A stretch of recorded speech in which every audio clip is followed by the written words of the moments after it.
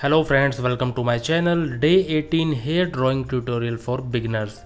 तो दोस्तों, पिछली क्लास में हम लोगों ने जो है अपनी फेस शेडिंग को कुछ इस तरीके से कंप्लीट किया था। तो आज का जो हमारा सेशन है दोस्तों वो है हेयर ड्राइंग का, राइट। तो किस तरीके से ये देखिए, जो हमारे बालों का पार्ट है हमारे लेफ़्ट साइड में, इस एरिया को हम जो है अटैम्प्ट करने वाले हैं। मैंने आपको जूम करके दिखा दिया है। ये चोटी और ये ऊपर से जो बाल आ रहे हैं ये हम जो है अटैम्प्ट करेंगे।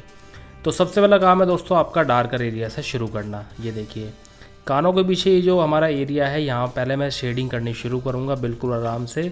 6B पेंसिल मेरे पास है दोस्तों कैमलिन की, और ये आप देख सकते हैं, है ना। आप चाहें तो 6B, Camlin, Doms, fibre castle, जो चाहें आप ले सकते हैं। उसके अकॉर्डिंग आप यहाँ पर शेड करना शुरू करें। और अपना शुरू करने के लिए दोस्तों आपको बहुत ज़्यादा बिल्कुल नहीं सोचना है कि यार मैं शेडिंग किस डायरेक्शन में करूँ, कैसे करूँ, क्योंकि देखिए ये बिल्कुल किनारे का एरिया है, छोटा एरिया है, डार्क है। तो आप किसी भी डायरेक्शन में अपनी शेडिंग को कीजिए और उसको फिर ब्लेंड कीजिए। तो यहाँ पर दोस्तों अब देखिए 6B ये जो कैमल की है ये अच्छी तरीके से नहीं चल रही थी, तो मैंने अब जो है डोम्स की ले ली है पेंसिल। तो डोम्स के अब मैं जो है 6B से अपना शेडिंग करूँगा इस कान वाले पीछे के एरिए में। एंड फिर इस एरिया को हम जो है अपना ब्लेंड करते हुए चलेंगे पेपर स्टम्प से, क्योंकि एरिया काफ़ी छोटा है ना, इस वजह से। बाकी एरिया अगर बड़ा होता तो फिर मैं वहाँ पर कॉटन का इस्तेमाल करता दोस्तों। तो यहाँ पर देखिए कुछ इस तरीके से एरिया अटैम्प्ट कर लेने के बाद शेडिंग हमारी हो चुकी है इतने छोटे एरिया में। और अब इसको हमने इतना कर लिया है, तो अपना पेपर स्टम्प से हम इसको ब्लेंड करते हुए चलेंगे। तो पेपर स्टम्प अपना 2 या 3 नंबर आप जो है ले लीजिए और उससे जो है बढ़िया तरीके से ब्लेंड करिए। बालों को बनाते वक्त देखिए दोस्तों, हमेशा आप लोगों को जो बात ध्यान रखनी है उसमें सबसे पहली बात यही है कि आप बाल बनाते वक्त ना अपनी बेस लेयर ज़रूर लगाएं। बेस लेयर का मतलब होता है कि आप अपने बालों पे पहले एक शेडिंग अच्छे तरीके से कर लें, और शेडिंग कर लेने के बाद ही आप जो है उस पर स्ट्रोक्स वगैरह लगाने शुरू करें। डायरेक्टली आप जो है अपने बाल बनाने की कोशिश ना करें, क्योंकि उसमें आपके गलती होने के चांसेस ज़्यादा रहते हैं अनटिल कि आपकी प्रैक्टिस बालों की बिल्कुल भी नहीं है। अनटिल मतलब इन द सेंस कि अगर आपकी बालों की प्रैक्टिस है थोड़ी बहुत, तो आप थोड़ा बहुत कर भी लेंगे अटैम्प्ट। अदरवाइज़ प्रैक्टिस बिल्कुल भी नहीं है अगर, तो आपको डेफिनेटली जो है इस प्रोसेस के साथ जाना चाहिए, जो कि अभी हम कर रहे हैं। कि पहले आप शेडिंग अटैम्प्ट कर लीजिए अपने बालों वाले एरिया में, एंड देन उसके बाद आप जो है अपने स्ट्रोक्स को लगाना शुरू करें। तो ये देखिए, जो हमें बालों में शेडिंग करनी है, इस प्रोसेस को हमें इस पूरे बालों में, लाइक ये जो गर्ल है इसकी इस पूरी चोटी में, और ऊपर जो हेयर का माथे के ऊपर जो बाल आ रहे हैं उस वाले पूरे पार्ट में हमें जो है शेडिंग करते हुए चलना है बिंदास। मतलब कोई टेंशन ही नहीं है आपको। जहाँ डार्क शेडिंग दिखाई दे रही है वहाँ डार्क कर दीजिए, जहाँ लाइट दिखाई दे रही है वहाँ लाइट कर दीजिए। बस हाँ, एक चीज़ का हमेशा याद रखना है कि ये देखिए, सबसे पहली चीज़, जब मैंने यहाँ शेडिंग कर ली है तो मैं अब इस एरिए को ईयरबड की हेल्प से जो है ब्लेंड कर रहा हूँ। इसका रीज़न ये है कि बालों में जो है ना, हमेशा आप एक सॉफ्टनेस देंगे तो वाइटनेस अच्छे से निकाल पाएंगे। वाइटनेस निकालने का मतलब ये है कि अगर आपको अपने बालों में शाइन दिखानी है या फिर नेचुरल लाइट दिखानी है, तो इरेज़र ना स्मच की हुई जो ये शेडिंग है इसके ऊपर चल जाएगी। बट अगर आप इसको पेपर स्टम्प से जो है ब्लेंड करेंगे तो इरेज़र का चलना थोड़ा सा मुश्किल होता है। ठीक है दोस्तों। अब बालों की ये जो फ्रंट एरिया है, जो माथे के ऊपर बाल आ रहे हैं, तो जो फ्लो है मेरे बालों का, जैसा कि आपको रेफरेंस में भी दिखाई दे रहा है कि ऊपर से नीचे की तरफ बाल आ रहे हैं, तो उसी डायरेक्शन में जो है मैं शेडिंग करता हुआ चलूँगा। अब हमेशा ये बात ध्यान रखिएगा कि जितने डार्क आपके बाल हैं उससे एक कम शेड से ही आप जो है शेडिंग करें। यानी कि अगर आपको बाल बिल्कुल जेट ब्लैक नज़र आ रहे हैं तो आप 6B पेंसिल का यूज़ करें अपनी बेस लेयर लगाने के लिए। आपको लगता है यार बाल थोड़े मीडियम नज़र आ रहे हैं तो आप 4B पेंसिल का यूज़ करें अपनी बेस लेयर लगाने के लिए। और काफ़ी हल्के बाल हैं दोस्तों तो HB से भी आप जो है अपनी बेस लेयर लगा सकते हैं। तो according to the hair flow आप जो है अपनी डायरेक्शन के हिसाब से शेडिंग को कुछ इस तरीके से कीजिए। बिल्कुल भी इसमें घबराने की या टेंशन की बात नहीं है दोस्तों। देखिए किस तरीके से स्मूथली मैं जो है डायरेक्शन वाइज अपना काम करता हुआ जा रहा हूँ। और इसी बात पे दोस्तों हेयर ट्यूटोरियल में अब आप लोग सीखेंगे कि किस तरीके से आप अपनी डेली बेसिस की जो प्रैक्टिस है वो आपको कौन सी करनी चाहिए, जिससे कि आपके हेयर स्ट्रोक्स इम्प्रूव हो जाएंगे। तो यहाँ पर आप देख पा रहे हैं दोस्तों किस तरीके से मैं जो है डायरेक्शन वाइज अपनी पेंसिल को चला रहा हूँ। मेरी फिंगर्स ही मूव कर रही हैं, पूरा हाथ मूव नहीं कर रहा है, राइट। आप अगर ध्यान से देखें दोस्तों, तो मैंने फर्स्ट फिंगर, सेकंड फिंगर और थंब से जो है अपनी पेंसिल को पकड़ा हुआ है और उसी से मैं जो है मूव करके इस तरीके से चला रहा हूँ पेंसिल को। तो अब समझते हैं ये जो कंसेप्ट है ये किस तरीके से हमें करना है, राइट। लेकिन उससे पहले ये जो मेरा स्टार्टिंग एरिया है इसको मैं ईयरबड्स की हेल्प से जो है ब्लेंड कर देता हूँ सॉफ्टली, जिससे कि थोड़ा सा इफ़ेक्ट अच्छा हो जाएगा। और जो बालों का पार्ट है उसको हम कॉटन से ब्लेंड करते हुए चलेंगे दोस्तों, क्योंकि देखिए एरिया यहाँ पर अब बड़ा हो गया है। एजिस के पास यानी कि किनारों पे आप हमेशा ईयरबड या पेपर स्टम्प का यूज़ कर सकते हैं, लेकिन जब एरिया बड़ा हो जाता है then definitely you should use cotton for it. ये देखिए कॉटन हमने ले ली है और कॉटन लेने के बाद अब हमारा जो है मेन काम है, ये देखिए बालों के इस पार्ट को अच्छे तरीके से ब्लेंड कर देना और सॉफ्टली ब्लेंड कर देना।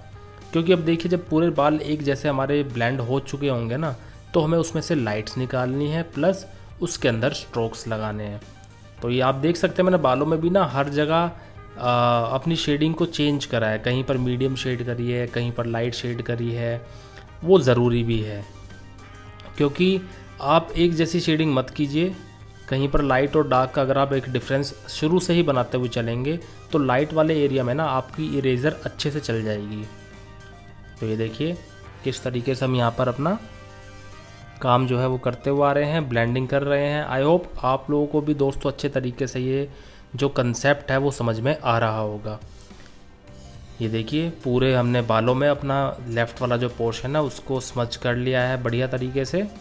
थोड़ा सा रिपीटेशन आप ज़्यादा कर सकते हैं, कोई प्रॉब्लम वाली बात नहीं है, पर बहुत ज़्यादा रिपीट ना करें। अब जो बैकग्राउंड में भी मुझे शेडिंग करनी है उसको भी मैं अपनी इसी यूज्ड कॉटन से दोस्तों किए जा रहा हूँ। अब इतना कर लेने के बाद यहाँ पर जो है अब मुझे आप देख सकते हैं दोस्तों, मैं आपको दिखा दूँ, ये एरिया इस तरीके से कंप्लीट हो चुका है। तो समझते हैं हेयर ड्राइंग का प्रोसेस। ये देखिए दोस्तों पेंसिल को जो है 10 भी मैंने यूज़ की है ताकि डार्क आपको अच्छे तरीके से नज़र आए।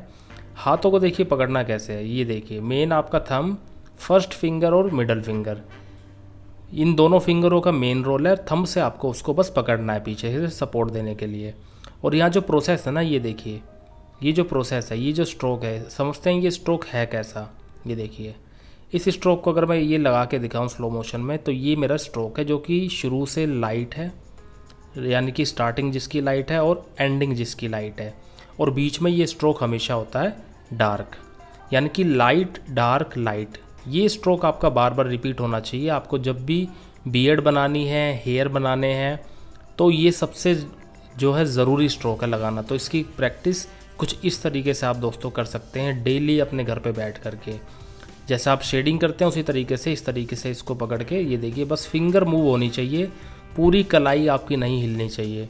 हाथ को बस रख दीजिए और फिंगर को इस तरीके से मूव करते रहिए, तो आपकी जो हेयर स्ट्रोक्स की क्वालिटी है वो बहुत ही बढ़िया हो जानी है दोस्तों। तो मैंने सोचा दोस्तों क्यों ना बालों के स्ट्रोक्स लगाने से पहले ही मैं आपको समझा देता हूँ कि किस तरीके से आपको बाल बनाने हैं और वाइटनेस निकालनी है। तो ये देखिए स्ट्रोक लंबा होना भी शुरू हो जाएगा आपका जब आप पेंसिल को थोड़ा सा पीछे से पकड़ेंगे। और स्ट्रोक्स को ऑब्वियस सी बात है छोटे स्ट्रोक से भी आप शुरू कीजिए और लंबे स्ट्रोक से भी आप शुरू करिए। तो ये देखिए यहाँ पर दोस्तों आप समझ गए होंगे कि किस तरीके से आपको अपने स्ट्रोक्स को जो है डेली प्रैक्टिस करना है। और जो भी मेरे बिगिनर दोस्त हैं, बिगिनर आर्टिस्ट हैं, जो ये नहीं समझ पा रहे थे कि कैसे हमें स्ट्रोक्स को इम्प्रूव करना चाहिए, तो ये वो प्रैक्टिस है जो आपके स्ट्रोक्स को, हेयर स्ट्रोक्स की क्वालिटी को बहुत ही बढ़िया कर देंगे। तो अब हमें जो है यहाँ पर पेंसिल इरेज़र को यूज़ करके पहले बालों में जो भी हमारी वाइटनेस है या जो भी हमारी लाइट शेड है उसको इस तरीके से निकाल लेते हैं। पेंसिल इरेज़र का ना फ़ायदा दोस्तों अच्छा ये रहता है क्योंकि यार ये ना कंफर्टेबल होती है आपकी फिंगर में। जैसे कि आप अपनी पेंसिल के स्ट्रोक लगाते हैं वैसे ही आप इस इरेज़र से स्ट्रोक लगा पाते हैं। अदरवाइज़ आपको अगर नॉर्मल इरेज़र यूज़ करनी है then you can use your normal eraser also. आप लाइक जो नॉर्मल आपकी इरेज़र से आप इरेज़ करते हैं उसको भी आप यूज़ कर सकते हैं ये वाइटनेस निकालने के लिए। तो यहाँ पर आप देख सकते हैं दोस्तों किस तरीके से हम जो है अपनी वाइटनेस को यहाँ पर निकाल रहे हैं। पेंसिल का प्रेशर काफ़ी ज़्यादा मैटर करता है, यानी कि आप प्रेशर कितना डाल रहे हैं अपनी पेंसिल पे।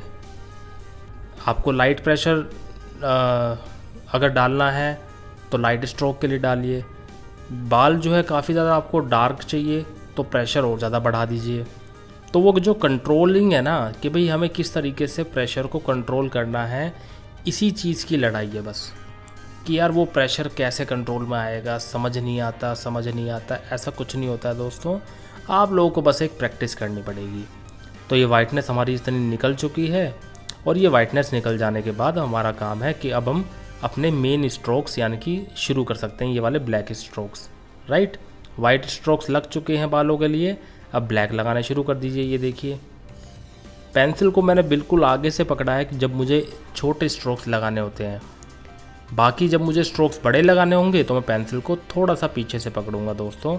तो ये देखिए, छोटे छोटे स्ट्रोक्स आप पहले लगाते हुए चलिए, एंड देन उसके बाद अपने बड़े स्ट्रोक्स को लगाने के लिए पेंसिल को थोड़ा पीछे से पकड़ के और अपने बड़े एरिया में लगाना शुरू कर दीजिए बिंदास। ये देखिए, और ये सारे जो स्ट्रोक्स है दोस्तों, यहाँ पर मैं LDL स्ट्रोक ही लगा रहा हूँ, यानी कि लाइट डार्क लाइट स्ट्रोक ही आपको हमेशा लगाने हैं। बियर्ड हो, चाहे आपको सर के बाल बनाने हो, चाहे आपको मूछें बनानी हो, हाथों के बाल बनाने हो, पैरों के बाल बनाने हो, बॉडी हेयर बनाने हो, तो ये LDL स्ट्रोक सबसे ज़्यादा ज़रूरी होता है दोस्तों। तो यहाँ पर अपनी लाइट पेंसिल से पहले आप अपने मेन स्ट्रोक्स लगा लीजिए पूरे, और फिर जहाँ जहाँ आपको डार्कनेस चाहिए वहाँ के लिए आप अपनी डार्क पेंसिल का इस्तेमाल कर सकते हैं। ये देखिए,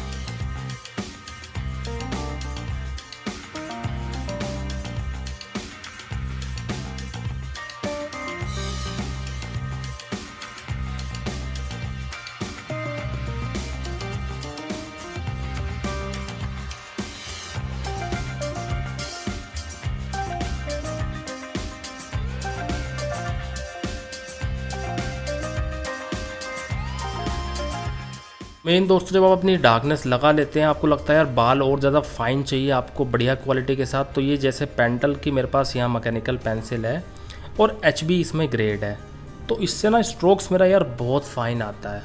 सुपर क्वालिटी विद HD, मतलब लाइक मज़ेदार इफेक्ट एकदम। लगाते हैं ना स्ट्रोक भी तो अंदर से ऐसी फीलिंग आती है कि यार क्या बात है, क्या बाल बन रहे हैं। और इसकी जो हैंडलिंग है यार, उसके ऊपर तो मैं फ़िदा ही हूँ।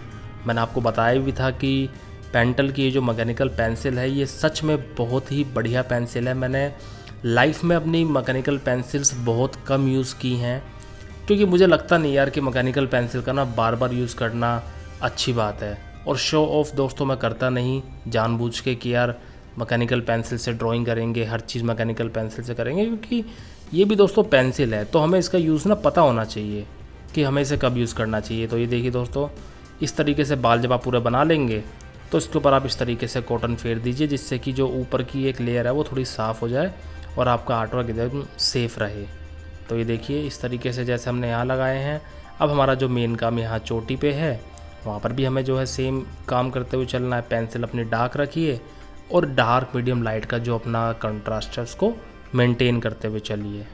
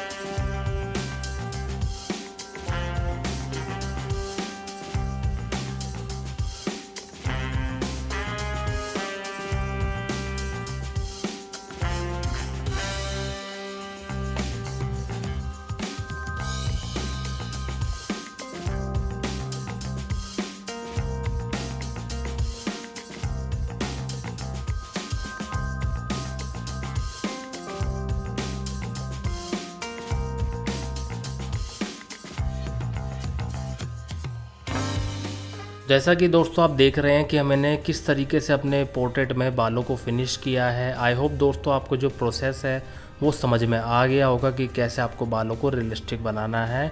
आप मुझे बना के ज़रूर दिखाइए भी दोस्तों। और वीडियो अगर आपको अच्छी लगती है तो ये वीडियो अपने दोस्तों के साथ, अपने आर्ट लवर्स के साथ शेयर ज़रूर कीजिए। और लाइक, शेयर, सब्सक्राइब करना दोस्तों बिल्कुल ना भूलें। अपना सपोर्ट बना कर रखें और अपना ध्यान रखें। Thank you so much.